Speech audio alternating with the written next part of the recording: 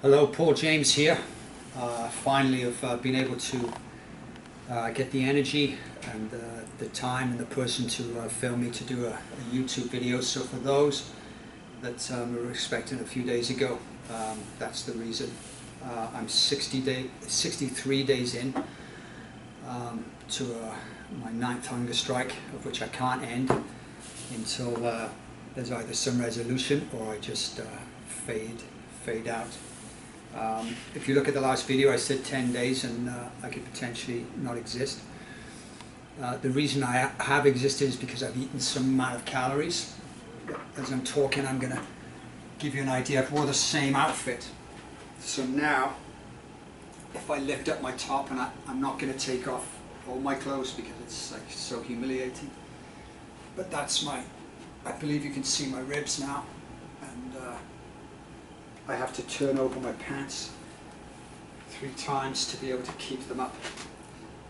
My arms, and again, this is for me excruciating in terms of the humiliation, and in terms of there's pain, because when you don't eat, and I eat about 700 calories a day. Funny enough, over the last couple of days I've eaten a bit more because I need the energy to be able to do this. So that's where I'm at. I'm at 63 days, and I've put a deadline now. And by the way, I'm talking to obviously the public, global public, Canadian public in particular, but specifically these 4 people: Elizabeth May from the Green Party of Canada, Jagmeet Sing from the NDP Party of Canada, Andrew Scheer from the Conservative Party of Canada, and Justin Trudeau, the Right Honourable Prime Minister and leader of the Liberal Party of Canada. I'm addressing this video specifically to you, and in doing that I'm asking you to look below at some of the links, and there's going to be more than what I'm going to recite here. And by the way, I have to follow some kind of a script so that I can keep my whereabouts. So the first one is 2 minutes, and it's me scoring a goal in 1985. That was, I suppose, along with all the teammates and fantastic coaches and managers. A wonderful period of Canadian football and Canadian soccer. But that's me scoring a goal in a World Cup qualifying game at Varsity Stadium against Costa Rica. And then there's 8 minutes, and somewhere along the line my name is mentioned in that, from the BBC by Barry Davies. So I'm not expecting you to watch it all, but just to get an idea of a part of my background. And Andrew Scheer and Jagmeet Sing, you would have been 6 or 7 years of age when that was there. Justin Trudeau, you would have been 14, maybe Justin Trudeau, because it was France, because of your father. You might have even watched that game on that particular day. Maybe you would have read the newspapers, the front pages of the newspaper, the following day after the France game, because I would have been on a few of those papers. So that's what we're dealing with as far as a background, and what a wonderful period that was. Tony Waiters, Bruce Wilson, Ian Bridges, the Dale Mitchells, like a wonderful period of Canadian football. You've also got my background, what my background is right up to the present day. You've got an Instagram. On the Instagram, I want you to look at pictures and look at them all. Look at the ones where I look different than what I look now. That was from 2 months ago, where specifically at Christmas, after I dealt with Bob Ray and went to my sister and my family who are poor. But we got the money together for me to go away to the Caribbean, to build myself up, to eat, to exercise on my own, no help from anybody, but a strategic way, because I knew when I came back I was going straight back on hunger strike to gain justice, to gain what's happened to the Paul James situation. It's happened to me, it happens to millions of people before me and millions of people after if it doesn't get corrected in how we treat people that has a bona fide, legitimate mental disability, not illness, not disease, but a disability that can be lived with, that you can be a productive member of society.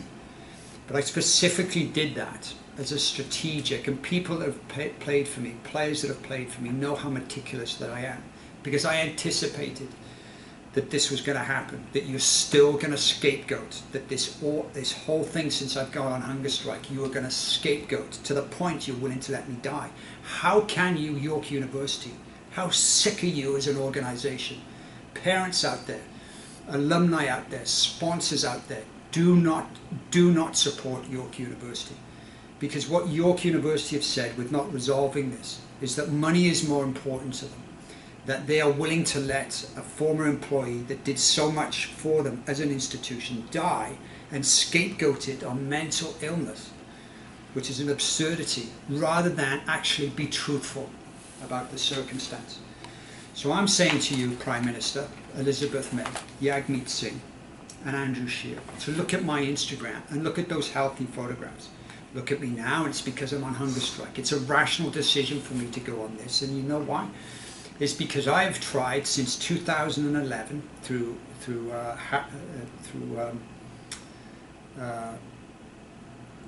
Harriet Lewis, Lorna Marsden first, Harriet Lewis, Jen Myers, Sheila Forshaw, to try and resolve this matter and this situation based on the discrimination. I went to 2012 and I went to the Human Rights Tribunal. As you said, Prime Minister, all Canadians should have faith and trust in the Canadian judicial system. What a load of nonsense. Look what you're doing to me. You are grinding me down. It appears you four leaders. You are leaders. You are not leaders. To be a leader, you have to have courage. You have to have guts, and you have to have truthfulness, not psychopathy, not on the roundabouts, not on that continuum, the barometer of psychopathy. How can you watch this? How can you, Prime Minister, look at me on Instagram and look at me sitting on a couch in 26 days into a hunger strike, emaciated, and you, Andrew Scheer, same thing, and then not do anything about it until 77 days later, but rather you would get on Twitter and start talking about stigmatizing the stigma of drug addiction. Why wouldn't you first of all get to the bottom of this? Because the other documents that I have on here reveal the truth, reveal that there's something, any normal person, James Maloney, wouldn't read those documents and turn around and say, well, the guy's suffering from paranoia. What you would do is you would do your due diligence. The reason that you say that is because you're on the side of York University. That's the collusion, that's the corruption. So I'm saying, I'm making this all public because as of next Friday, I'm now going, it's a very difficult decision. When I said on my last video, 10 days, within 10 days, I am an expert now at hunger striking. If you think that I want to be doing this, it's madness. When I first started and when I first did it, never in a million years did I think I'd be nine hunger strikes later. And as you can't have it always, or you try to have it always. First of all, Bob Ray. Right, and Bob Ray, I've said about respecting. Bob Ray, I respect you. I respect your background. I respect the fact of what you've done as a Canadian. I do not respect how you've dealt with my situation. You know, again, on that barometer of psychopathy, you have to be on that barometer of psychopathy. What I disagree with Horvath, the leader of the NDP, using the Bob Ray days. You know, no leader could have done a better job than what you did during that period, no matter what they turn around and say. And for Horvath, the leader of the NDP, I will vote for Doug Ford. Okay, Doug Ford mentions about the Bob Ray days, but he doesn't go over the top with it, and he's in opposition, so okay, fair game.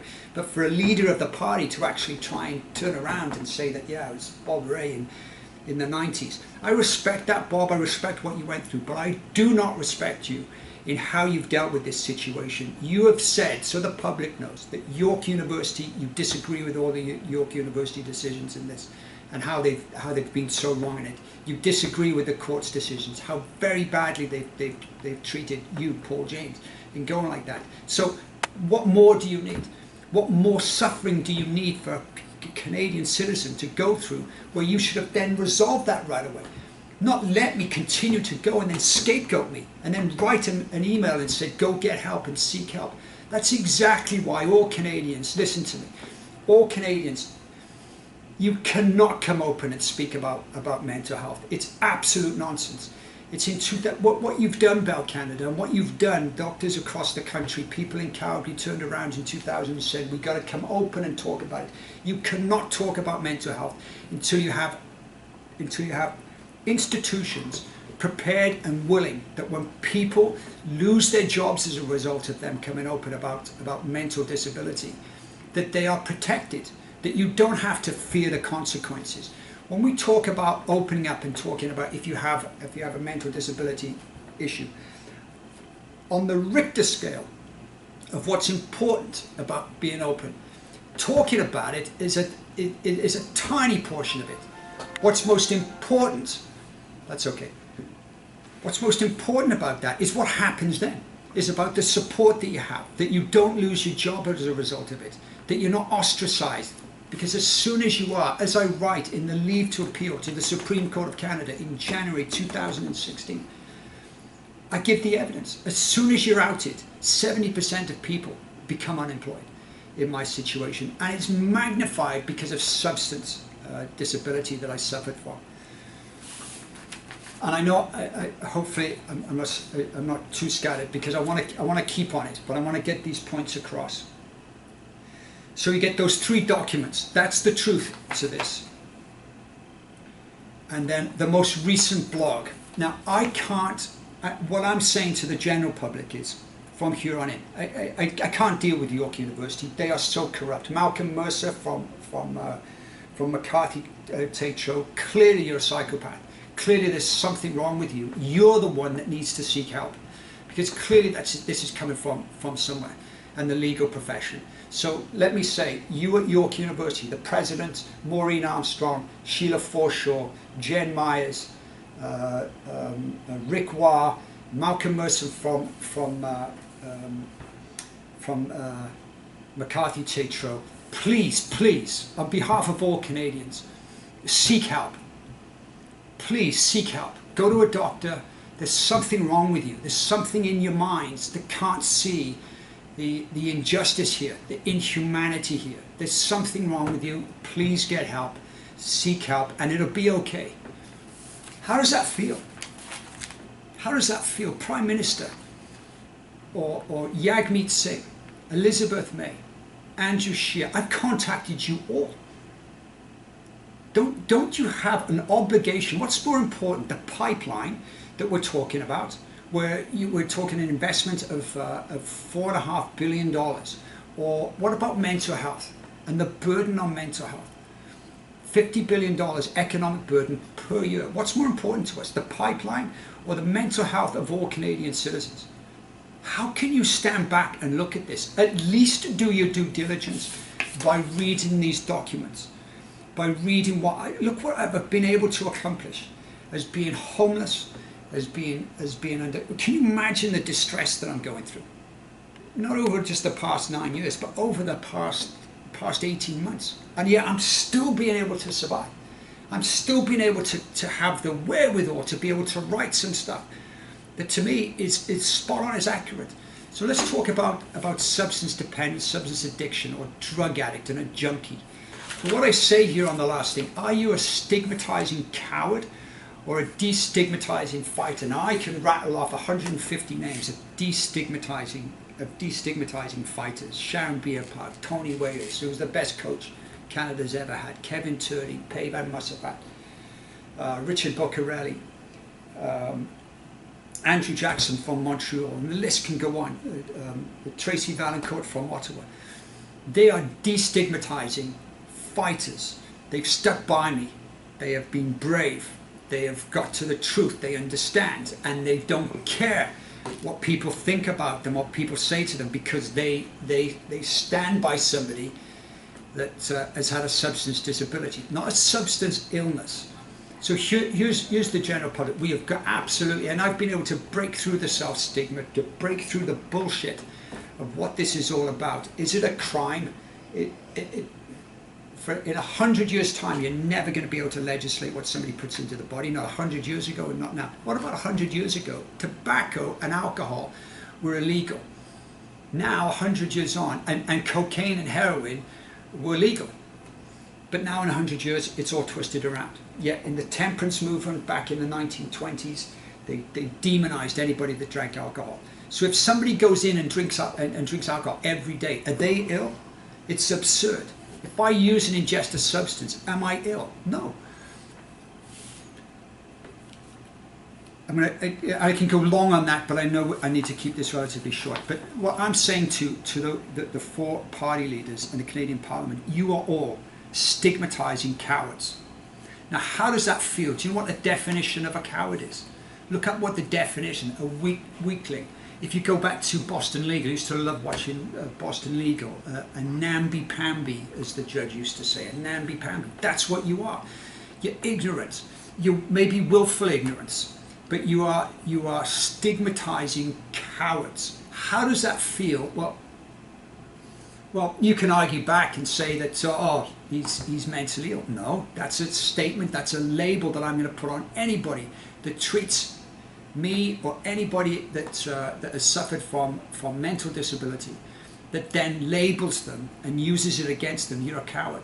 How does that feel? That's like being called an addict. I don't think there's two worse labels that you can have. Being a coward or being an addict. Which would you prefer? The addict is still much worse. We've got to get rid of that out of our lexicon as a start to be able to destigmatize. So where do I go from here?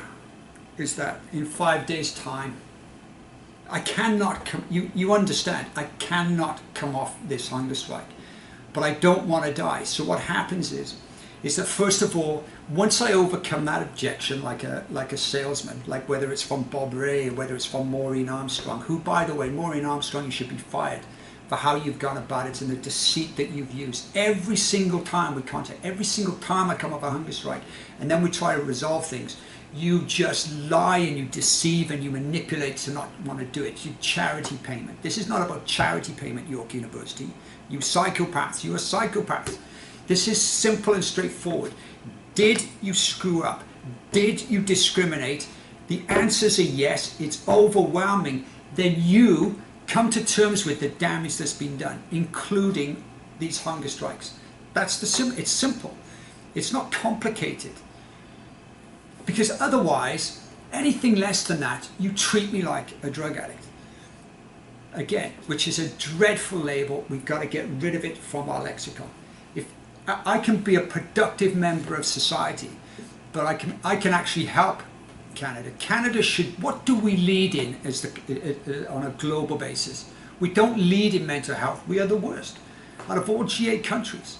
Look at what we have. You as a government and as a parliament have let Canadian citizens down. You were warned in 2004 through the Michael Kirby report that cost hundreds of thousands, millions of dollars to be able to produce, and they warned us that if we don't correct and get going on improving the system of how we identify and what we do about to help and assist people with mental disabilities, including substance addiction, particularly substance addictions and child suicide, we're going to be in trouble down the road. Well, 14 years later, how can you say that you've done your job right when you have a profiled soccer person that has now had to go on 9 hunger strikes and through every level of the Supreme Court of Canada to be able, and still not get justice, and you turn around as party leaders that don't even have the dignity and respect to contact me, but rather show to everybody else that you're prepared to let me die, rather than accept what the reality is, rather than accept the fact that we have it wrong. When you call it a crime, you are criminalizing people, not criminalizing the drug. When you call it an illness and a disease, what you're doing is you're ostracizing, you're letting yourselves off the hook to be able to do anything. How can the ingestion of a substance be an illness? That's not a mutation of cells, that's not a virus in your body. There's a simple remedy. What you do is that you stop using. Now, what other illness and what other disease requires as a remedy that you stop doing something? It's a psychological component. It's not a criminal behavior that you're involved in. It's a learned behavior that becomes compulsive. And when it becomes compulsive, it can be harmful. But you can still use in a responsible way while you're aiming for abstinence. And why do you aim for abstinence? Because what using those kind of potent drugs, they can never be legalized. Absolutely not. The Class A drugs. But you aim for the reason that you want to get abstinence is because you take years off your life, up to 20, 25 years off your life, or an acute death through overdose. Let me talk about a couple of truths. I've come up with 50 truths throughout this period. So let me read 2 of them for you, because this is where you've let us down, and this is where I am. And I don't mind, because I want to gain your attention. So this is where I'm going to use a swear word, because I want to gain your attention, because I'm a fucking expert at this. I'm an expert on the stigma of drug addiction. I'm an expert on confronting the stigma of drug addiction. And I would say you as a country, and you as a Prime Minister, and every political party, you actually need me alive to give you the information that will say, don't worry about the $4.5 billion investment in the pipeline. In fact, I actually respect Trudeau for doing that.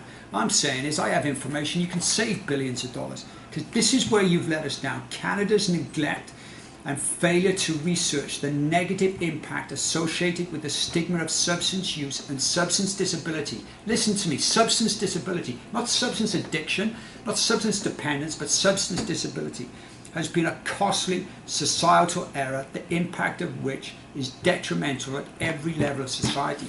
You haven't figured out the consequences, the devastating consequences of stigma. So when I first started using, when I was national under-20 coach, where I turned around and was able to help a good group of players, great character players, Julian de Guzman, Chris Williams, Justin Thompson, the Mike Krukowskis of the world, and we went to the World Championships, won a CONCACAF Championship. You haven't solved that. I was able to do that, but do you think my family in Wales came over here? We didn't know what to do, because I was stigmatized. I didn't want to continue to use. But the reason you're stigmatized is because you're terrified. Just like a gay person in the 40s and 50s would be terrified about coming open. Because when you come open, you're worried about what people are going to do, and you're going to lose everything. And so I suffered for 10 years, and then finally, and during that 10 years, look at the success that I had. But what Bob Ray would say is, well, you're ill, you're ill, you're ill, you're ill. No, you have a disability. You're able to function, but you just want to get rid of this disability, or at the very least manage it. So it comes to 2008, and then I open up and get support, and my life is nosedive. And it's nosedive because it's societal. It's the societal and environmental aspect of anybody that suffers, and getting through it is what we have. You either conform to then be a third-class citizen for the rest of your life. You conform to what we do now, which is that, and you talk about rehabs, they're absolutely punitive, they're patronizing, and they're scapegoating.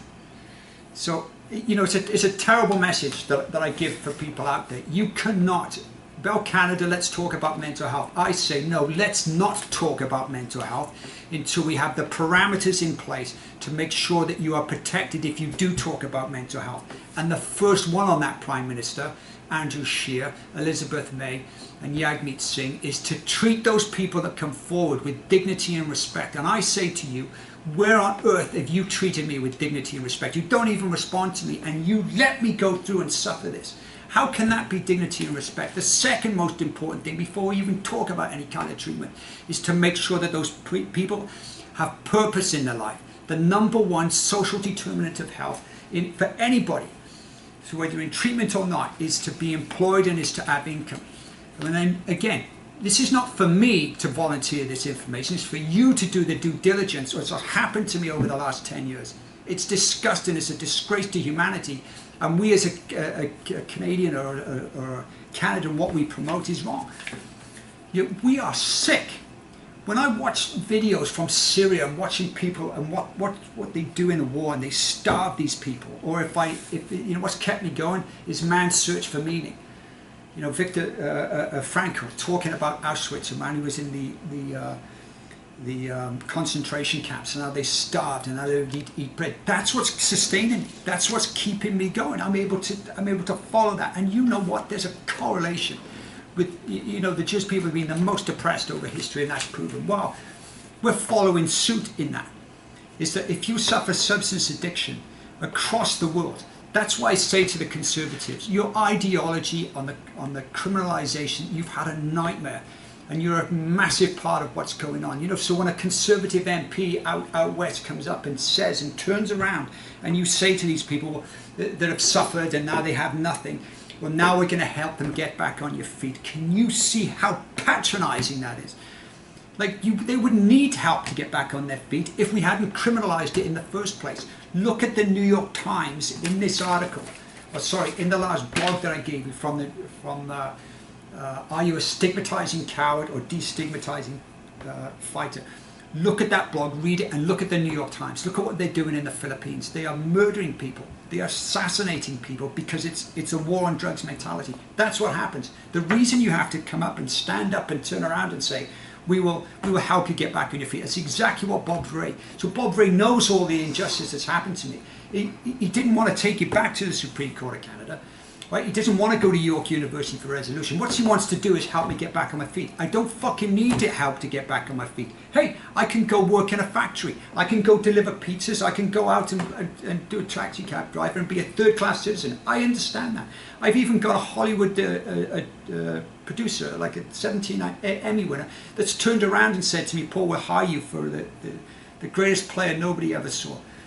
And I could make $30,000 in 6 weeks. I've turned it down. I've turned it down because the justice means more. It means much more to me now, because it helps other people. Because I don't want anyone to have to ever go through this again. Okay, so that's the truth number one. Here's the next truth. No person, organization, or system will take responsibility for discriminating, stigmatizing against mental disability or substance disability. Individuals, organizations, politicians, the Canadian judicial process, media, even persons within the industry remitted to help and support, all have proven they are willing to stigmatize, defame, punish, scapegoat, patronize, discriminate, slander, label, harass, and prejudice a person with a legitimate mental disability, and all with impunity. The lack of accountability and non-correction permits appalling stigmatizing behavior and injustices, including discrimination, to perpetuate itself. So that's two truths that I've just given. And if you have to rewind and listen to it again, then listen to those things. And that's why anybody out there, and this is hard to say because your alternatives are not good, but you cannot come forward and talk about mental health until, one, the society, the people in positions of employment, the people in positions of power treat you and are prepared to treat you with dignity and respect, irrespective of where you are on that continuum of your health condition. And then, if you go to the courts, that the courts are prepared to protect you. You cannot come forward. It is absolutely overwhelming with the York University case. That should have been sorted.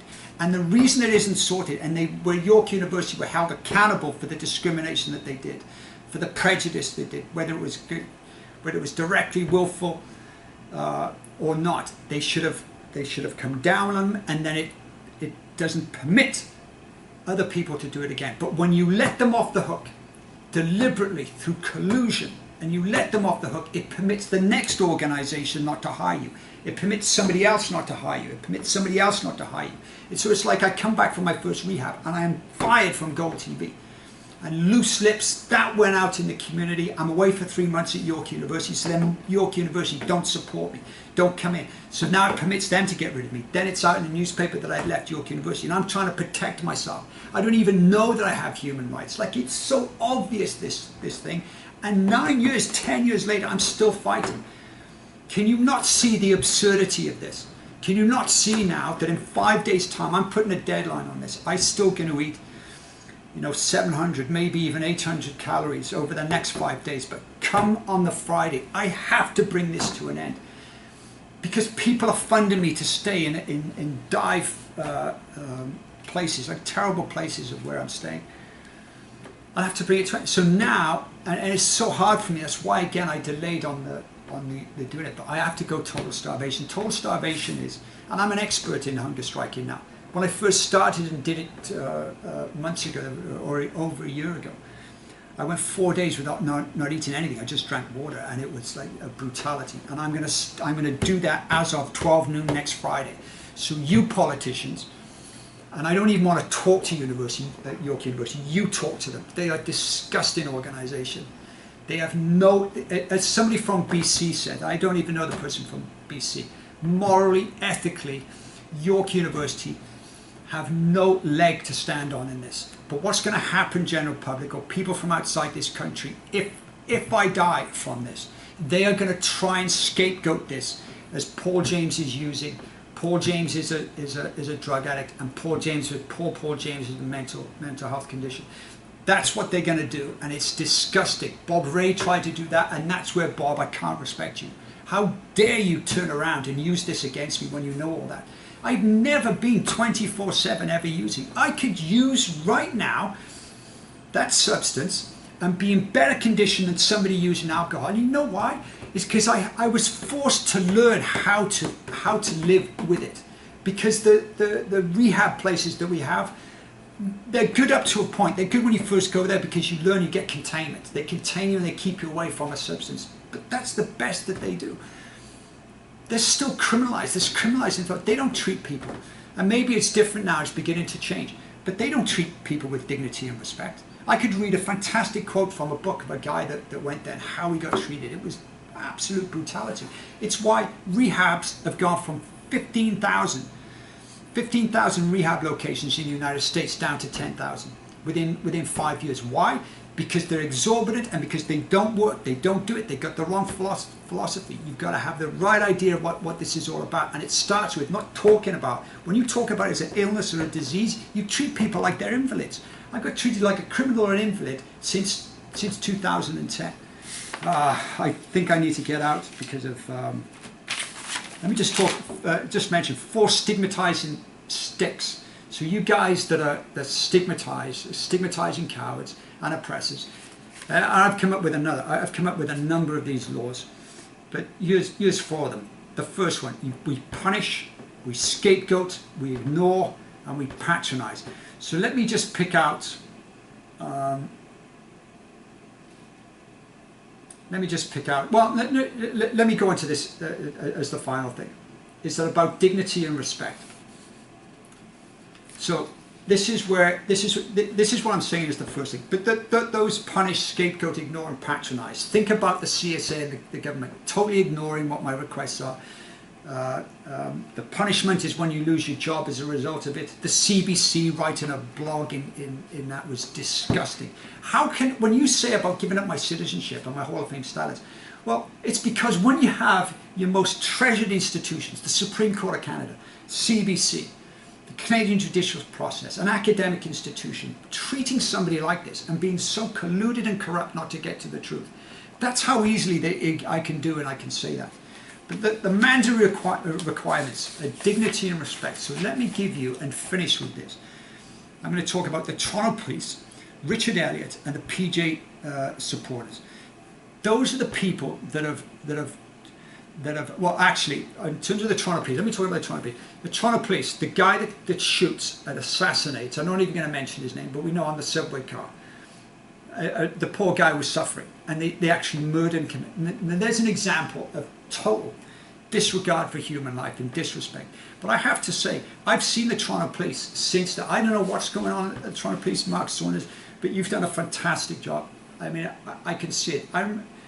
About a year ago, I walked by a Queen and Bathurst pizza place, and there was a girl sitting down. She was obviously a street person. She had a dog, a beautiful dog, and she was clearly high, and she was in dreadful state. And the police came out, and they treated her with such dignity.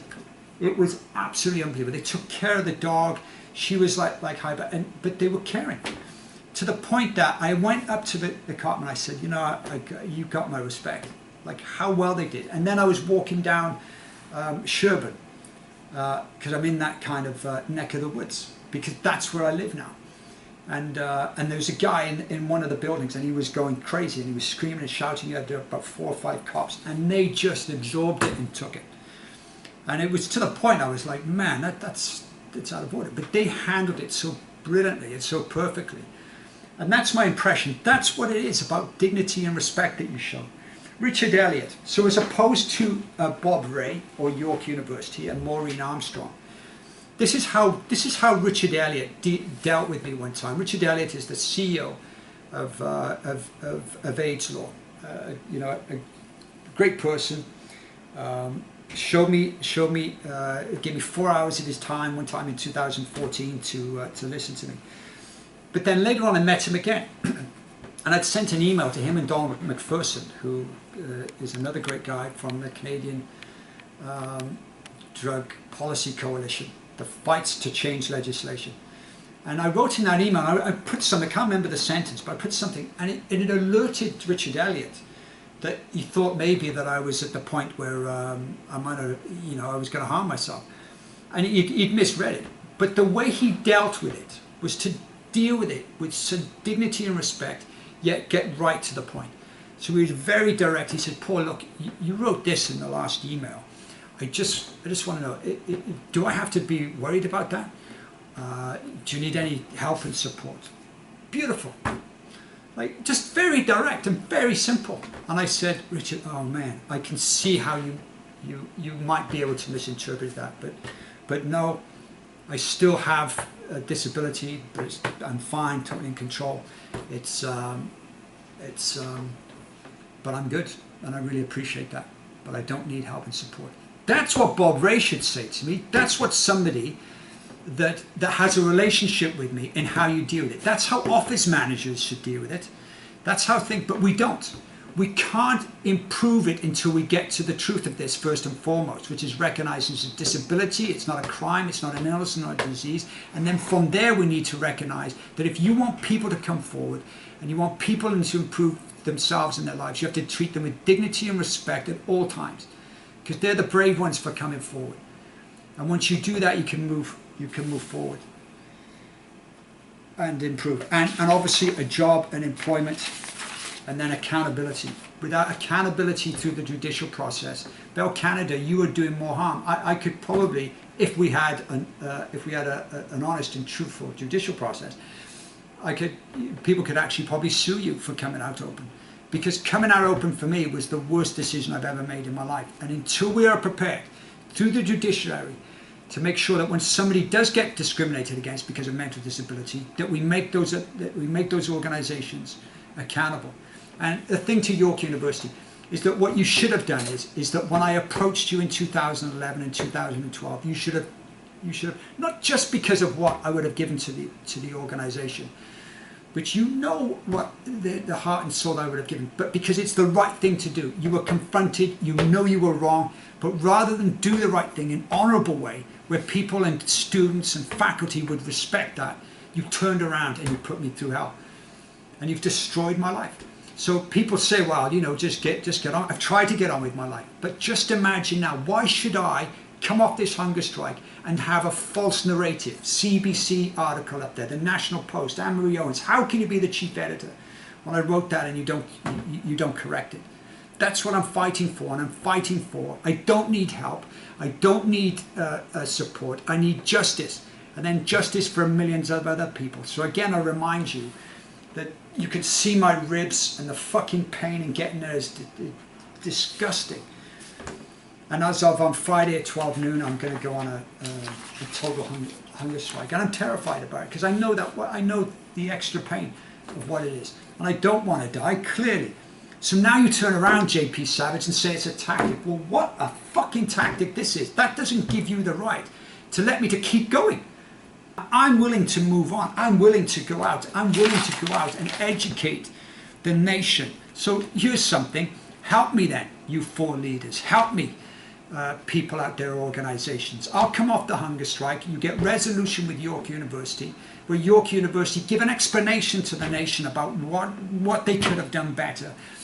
And then facilitate me going across this country, and I'll teach you all about the stigma and confronting the stigma of drug addiction and reconciling it. And this is what I'm trying to do, is to reconcile it. Okay, that's long enough. I'm out. Thank you for your time. Bye.